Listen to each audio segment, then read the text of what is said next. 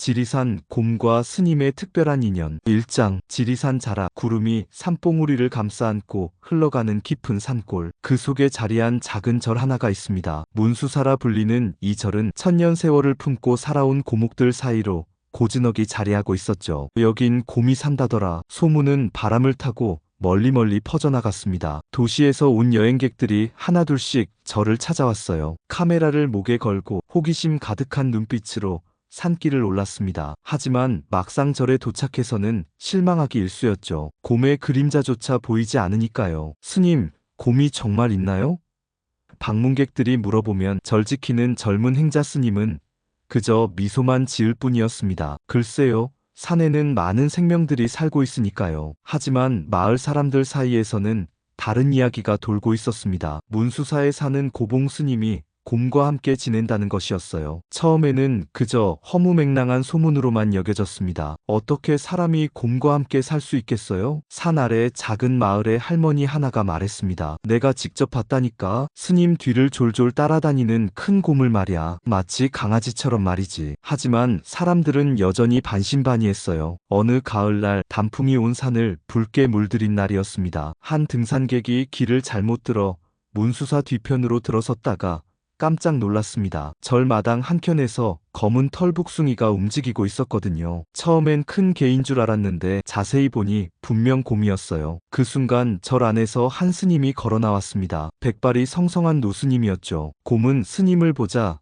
꼬리를 살랑살랑 흔들며 다가갔어요. 스님은 곰의 머리를 쓰다듬으며 다정하게 말했습니다. 대웅아, 손님이 왔구나. 인사해야지. 등산객은 눈을 믿을 수 없었습니다. 곰이 정말로 스님 앞에서 앞발을 들고 인사를 하는 것 아니겠어요? 스님은 등산객을 향해 미소 지으며 말했습니다. 놀라셨죠? 이 아이는 대웅이라고 해요. 우리 절의 식구랍니다. 그날 이후 소문은 더욱 빠르게 퍼져나갔습니다. 지리산에 곰과 함께 사는 스님이 정말 있다는 것이었어요. 하지만 여전히 많은 사람들에게는 믿기 어려운 이야기였습니다. 어떻게 그런 일이 가능할까요? 고봉 스님은 올해로 70이 넘은 노승이었습니다. 젊은 시절부터 이 산에서 수행해온 그에게 산은 집이나 다름없었어요. 산의 모든 소리를 알고 모든 생명의 숨결을 느낄 수 있었습니다. 그런 스님에게 곰과의 만남은 어쩌면 자연스러운 일이었는지도 모릅니다. 2장. 그날은 봄비가 촉촉히 내리던 날이었습니다. 고봉 스님이 아침 공양 준비를 위해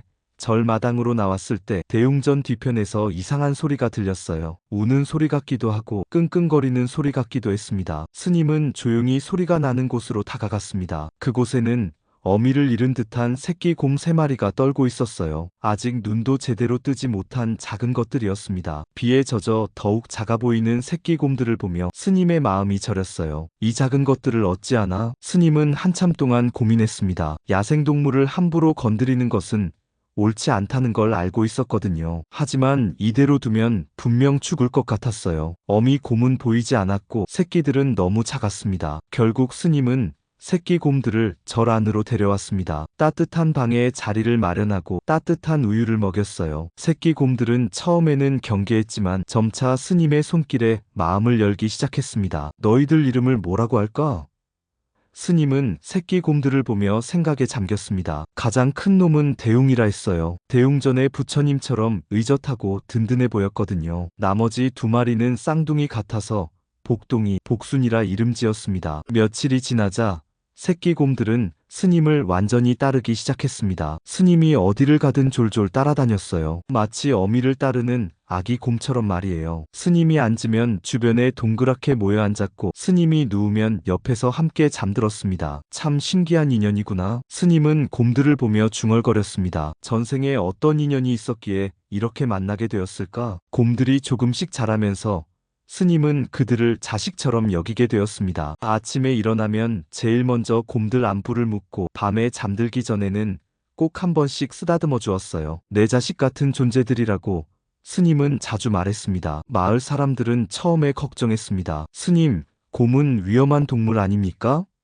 하지만 스님의 곰들은 달랐어요. 사람을 해치기는커녕 오히려 사람을 무서워했습니다. 스님이 아닌 다른 사람이 오면 스님 뒤에 숨기 바빴거든요. 이 아이들은 사람 손에 자란 아이들이에요. 야생의 사나움은 없어요. 스님의 말 그대로였습니다. 대웅이는 의젓하고 얌전했고 복동이와 복순이는 장난기가 많았지만 결코 위험하지 않았어요. 이렇게 해서 문수사에는 특별한 가족이 생겨났습니다. 한 명의 스님과 세 마리의 곰, 사람과 짐승이 함께 사는 특별한 인연이 시작된 것이었어요. 저를 찾는 사람들은 처음에는 놀라지만 곧 이 따뜻한 가족의 모습에 감동했습니다. 3장, 스님, 곰들은 고기를 먹지 않나요?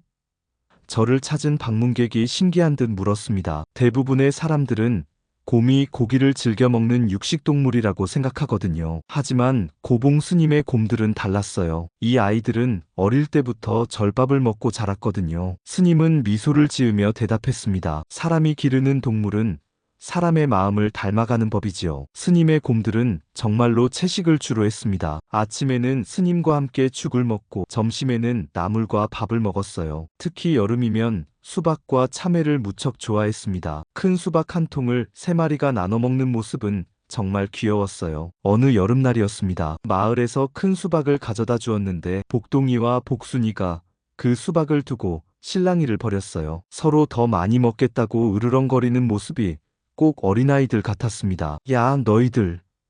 스님이 호통을 쳤어요. 형제끼리 싸우는 게 어딨어? 사이좋게 나눠 먹어야지. 그러자 두 마리는 고개를 푸덕 숙이고는 조용히 수박을 나눠 먹기 시작했습니다. 마치 스님의 말을 알아듣는 것처럼 말이에요. 대웅이는 세 마리 중에서 가장 의젓했습니다. 동생들이 싸울 때면 중간에서 말리기도 하고 먹을 것이 있으면 항상 동생들 몫을 먼저 챙겨주었어요. 꼭 맏형 역할을 하는 것 같았습니다. 스님은 곰들의 밥을 직접 차려주었습니다. 아침에는 따뜻한 죽에 야채를 썰어 넣어주고 점심에는 나물 반찬과 함께 밥을 주었어요. 저녁에는 과일이나 견과류를 간식으로 주곤 했습니다. 사람이든 짐승이든 먹는 게 마음이다. 스님은 자주 이렇게 말했어요. 정성으로 만든 음식은 몸도 마음도 건강하게 만든다네요. 정말 그랬습니다. 스님의 정성스런 밥을 먹고 자란 곰들은 털도 윤기가 흘렀고 성격도 온순했어요. 야생에서 자란 곰들과는 확연히 달랐습니다. 어느 날은 절에 공양을 올리러 온 신도가 곰들이 절밥을 먹는 모습을 보고 깜짝 놀랐습니다. 어머, 곰이 나무를 먹네요? 그럼요. 이 아이들은 고기보다 나무를 더 좋아해요. 스님이 대답하자 신도는 연신 신기해했어요. 특히 곰들은 스님이 직접 담근 김치를 무척 좋아했습니다. 매콤하고 시원한 맛에 길들여진 것일까요? 김치를 주면 맛있게 아삭아삭 씹어 먹었어요. 그 모습을 본 사람들은 모두 웃음을 터뜨렸습니다. 동물도 사람 손길을 타면 사람을 닮아간다니까요. 스님의 말처럼 곰들은 점점 더 사람 같아져 갔습니다. 밥 먹을 때는 줄지어 앉아서 순서를 지켰고 식사 후에는 스님 앞에 앉아 꼬리를 흔들며 감사 인사를 했어요. 사장, 대웅아, 거기서 뭐 하는 거야? 스님의 다급한 목소리가 절 마당에 울려 퍼졌습니다. 대웅이가 절 뒤뜰에 있던 큰 항아리 위에 올라가 있었거든요. 그런데 그 항아리는 스님이 김치를 담가둔 소중한 것이었어요. 대웅이는 스님의 목소리를 듣고 황급히 내려오려 했는데 그만 발을 헛디디고 말았습니다. 쿵 하는 소리와 함께 항아리가 깨져버렸어요. 김치가 사방으로 흩어지고 대웅이는 김치 국물을 뒤집어 쓴 채 멋쩍은 표정을 짓고 있었습니다. 아이고, 내 김치야. 스님은 한숨을 쉬며 고개를 절레절레 흔들었어요. 하지만 대웅이의 미안해하는 표정을 보니 화가 나지 않았습니다. 이 녀석, 김치가 먹고 싶으면 얘기하지. 왜 몰래 훔쳐 먹으려고 했어? 복동이와 복순이는 형이 혼나는 모습을 보며 뒤에서 킥킥거렸습니다. 그런데 그 모습을 본 스님이 웃음을 터뜨렸어요. 너희들도 웃을 일이 아니야. 어제 수박 몰래 먹은 건 누구야? 두 마리는 깜짝 놀라며 고개를 돌렸어요. 마치 들켰다는 표정이었습니다. 사실 어제 마을에서 가져온 수박이 하나 없어져서 스님이 찾고 있었거든요. 복동이와 복순이가 몰래 먹었던 것이었어요. 너희들 정말. 스님은 곰들을 보며 웃음을 참을 수 없었습니다. 화를 내려고 해도 그들의 순진한 표정을 보면 웃음이 나왔어요. 사람 자식들보다 더 말썽이야. 곰들의 장난은 여기서 끝나지 않았습니다. 어느 날은 복순이가 빨래줄에 걸린 스님의 승복을 물고 늘어져서 구멍을 내기도 했고 복동이는 절 마당에 화분을 뒤엎어서 흙을 온 마당에 흩뜨려 놓기도 했어요. 가장 웃긴 일은 3마리가 함께 벌인 대형 사고였습니다. 어느 여름날 스님이 잠깐 자리를 비운 사이에 곰들이 창고를 뒤지기 시작했어요. 그곳에는 겨울용 김치와 장아찌가 항아리에 담겨 있었습니다. 대웅이가 항아리 뚜껑을 열어주면 복동이와 복순이가 안에 있는 것들을 꺼내 먹는 방식이었어요. 완벽한 팀워크였죠. 하지만 너무 신나서 먹다가 그만 항아리를 넘어뜨리고 말았습니다. 스님이 돌아와 보니 창고가 엉망진창이었어요. 김치는 바닥에 널려 있고 장아찌 국물은 여기저기 흘러 있었습니다. 곰 3마리는 창고 한 구석에 몰려서 꼼짝하지 않고 있었어요. 너희들.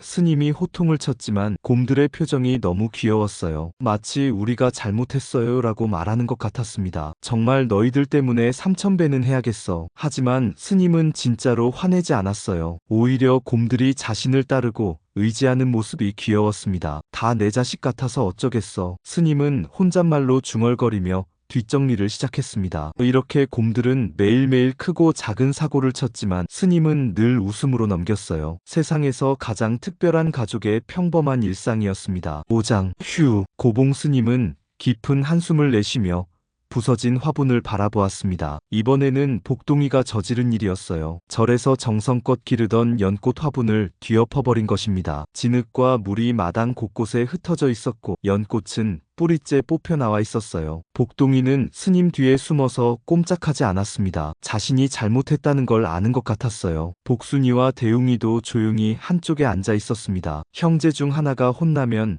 다른 둘도 함께 기가 죽는 것이 이들의 특징이었어요. 이 녀석아. 스님의 목소리에 힘이 없었습니다. 화가 나기보다는 답답한 마음이 컸어요. 아무리 곰들이 귀엽고 사랑스럽다 해도 매일 이런 식이면 절이 엉망이 되고 말겠어요. 그런데 바로 그때 복동이가 조심스럽게 스님에게 다가와 앞발로 스님의 발을 톡톡 건드렸습니다. 마치 미안해요라고 말하는 것 같았어요. 그리고는 고개를 숙여 절을 하듯 엎드렸습니다. 스님의 마음이 또다시 녹아내렸어요. 화를 내려던 마음이 스르르 사라졌습니다. 이 녀석이 정말. 스님은 복동이의 머리를 쓰다듬어 주었어요. 알았다, 알았어. 다음부터는 조심해야 해. 마을 사람들은 가끔 스님을 걱정했습니다. 스님, 곰들 때문에 너무 고생이 많으시네요. 차라리 보내시는 게. 하지만 스님은 고개를 저었어요. 안 됩니다. 이 아이들은 다 내 자식 같은 존재들이에요. 정말 그랬습니다. 곰들이 아무리 사고를 쳐도 스님은 끝까지 품어주었어요. 마치 부모가 자식의 잘못을 용서하듯이 말이에요. 다 내 자식 같아서 어쩌겠소. 스님은 자주 이렇게 말했습니다. 어느 날 밤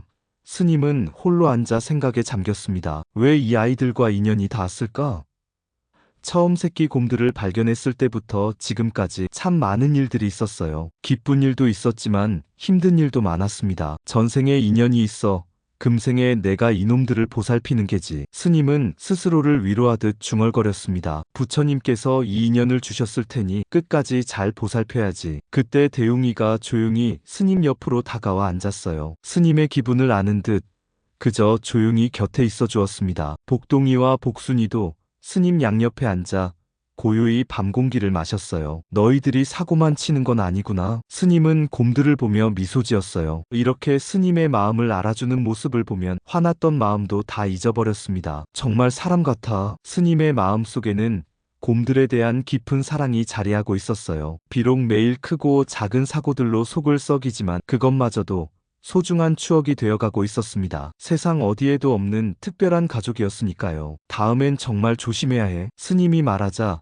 곰들이 고개를 끄덕였어요. 물론 내일이면 또 다른 사고가 기다리고 있겠지만 스님은 그것도 기꺼이 받아들일 마음의 준비가 되어 있었습니다. 6장. 가을이 깊어갈 무렵 대웅이에게 이상한 증상이 나타났습니다. 평소보다 기운이 없어 보였고 밥도 잘 먹지 않았어요. 장난기 많은 복동이 복순이와 달리 원래 조용한 성격이었지만 이번에는 너무 축 늘어져 있었습니다. 고봉 스님은 걱정이 되어 대웅이를 자세히 살펴보았어요. 어디 아픈 곳이 있나?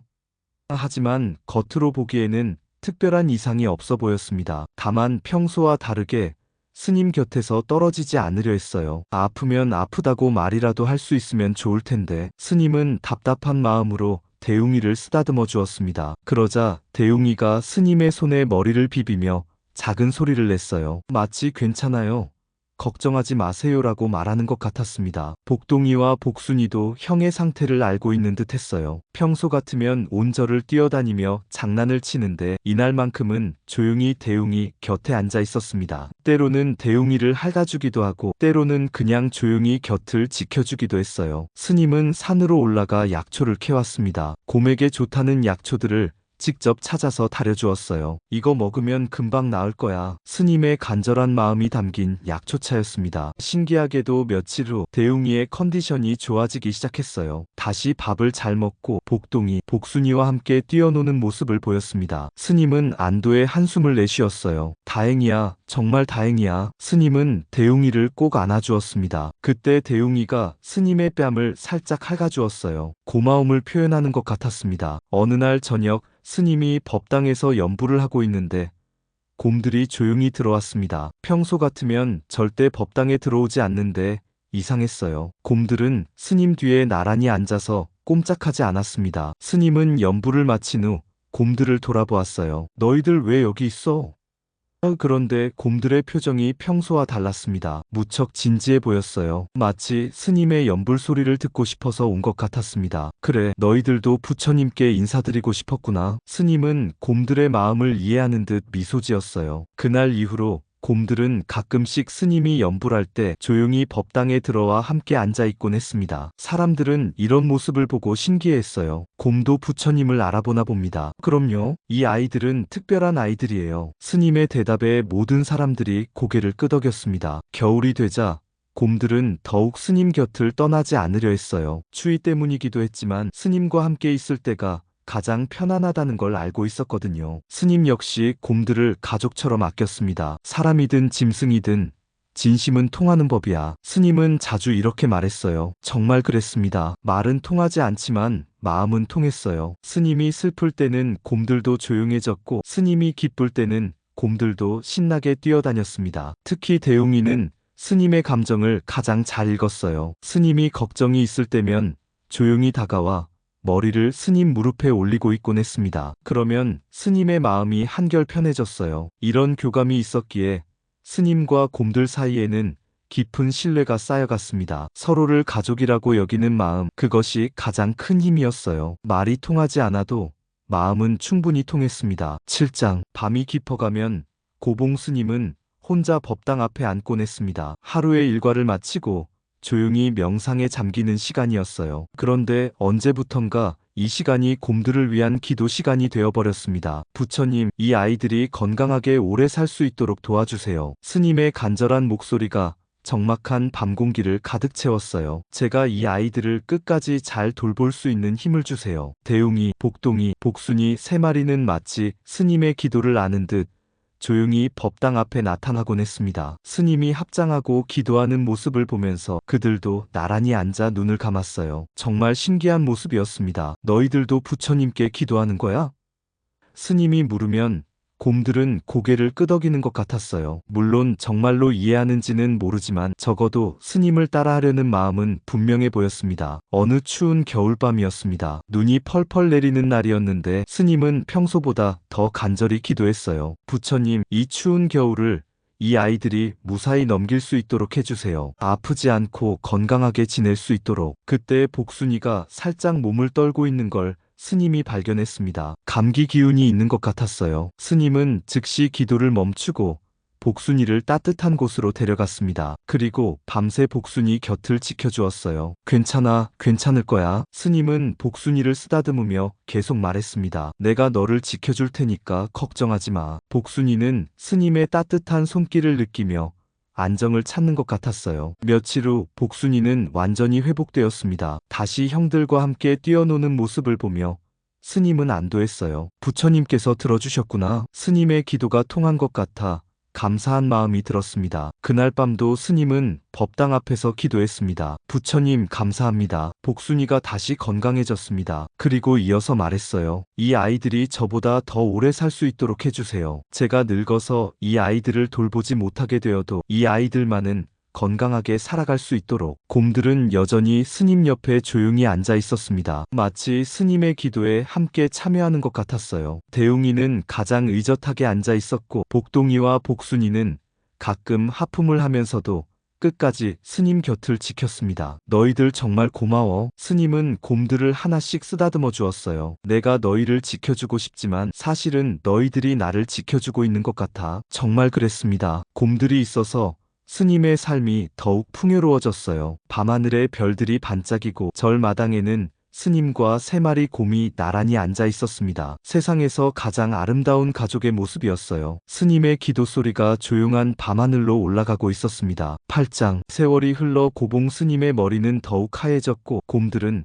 어느새 어른이 되어 있었습니다. 처음 절에 왔을 때 한 손에 들어올 만큼 작았던 새끼 곰들이 이제는 스님보다도 훨씬 큰 덩치가 되었어요. 대웅이는 이제 정말 어른 곰다운 위엄을 갖추었습니다. 여전히 온순하고 의젓했지만 덩치만은 제법 위압적이었어요. 복동이와 복순이도 마찬가지였습니다. 하지만 스님 앞에서만큼은 여전히 어린아이 같았어요. 이제 너희들이 나보다 훨씬 크구나. 스님은 곰들을 바라보며 감회가 새로웠어요. 세월의 무게를 느끼는 순간이었습니다. 내가 늙어가는 동안 너희들은 이렇게 건강하게 자라줘서 고마워. 스님의 몸은 예전만 못했지만 여전히 곰들의 밥을 직접 챙겨주었어요. 아침에 일어나면 제일 먼저 곰들 안부를 묻고 하루 종일 그들과 함께 시간을 보냈습니다. 곰들도 스님을 한시도 떠나지 않으려 했어요. 어느 봄날 저를 찾은 젊은 기자가 신기한 듯 물었습니다. 스님, 어떻게 곰과 이렇게 평화롭게 지낼 수 있나요?